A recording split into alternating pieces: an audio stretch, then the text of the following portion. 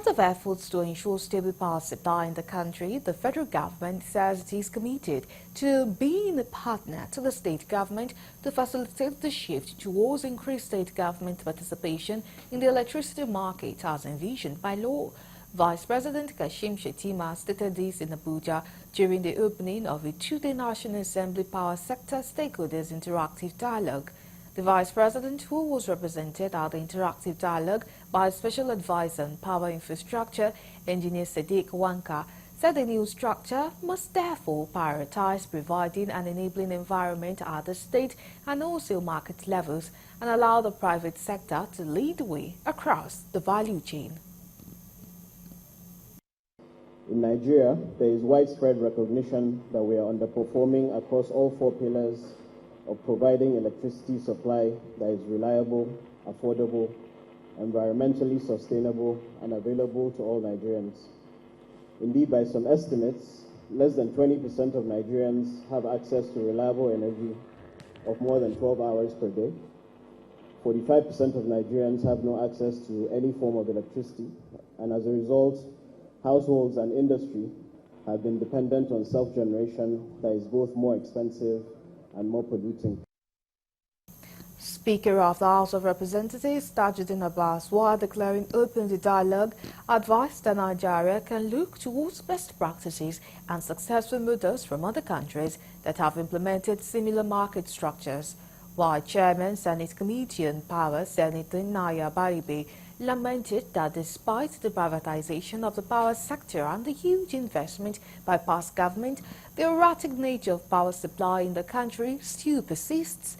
His co-chairman of the House of Representatives said the workshop will serve as a platform for stakeholders to explore innovative solutions to the persistent challenges plaguing the power sector. Historically, the Nigerian power sector has grappled with challenges that have stifled its growth and hampered its efficiency. These challenges include inadequate generation capacity, dilapidated infrastructure, as was rightly mentioned by the Right Honorable Chairman, Minister, frequent disruptions in power supply, and financial inefficiencies that have eroded the sector's viability. Moreover, the inadequate metering and the consequent revenue losses that have perpetuated a cycle of debt. Where are we? And so they now said, oh, well, maybe it's not that. The problem is the law. Because there's an aspect of the Constitution that says that you cannot do anything if you don't come back. And then we said, okay, fine. And we amended the law. And then we have the Electricity Act 2023, which gives everybody the right to now go in and invest in that sector. And I think where we are today is that having amended that law, having given the states the power, having given anybody who can invest to really come in, and then we now have a multi-tier. Necessary for stakeholders to address the envisaged challenges, which is thrown by challenges facing NICE, and to chart a course for seamless transition to a multi-tier electricity market in Nigeria. We all are aware that no legislation is perfect until it's put into operation.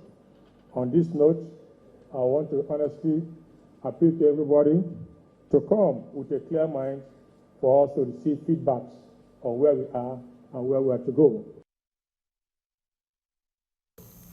Earlier in his remarks, the Minister of Power, Adebayo Adelabu, blamed inadequate financing and insufficient gas supply as some of the factors responsible for the energy deficit across the country. We also talked about the Siemens project and the TCN uncompleted project to fix transmission and distribution infrastructures. We have over 100 uncompleted transmission company projects since 2001. A lot of them are 90%, 80% completion stages. But we need funds to ensure that we complete this project before we even move on to new ones.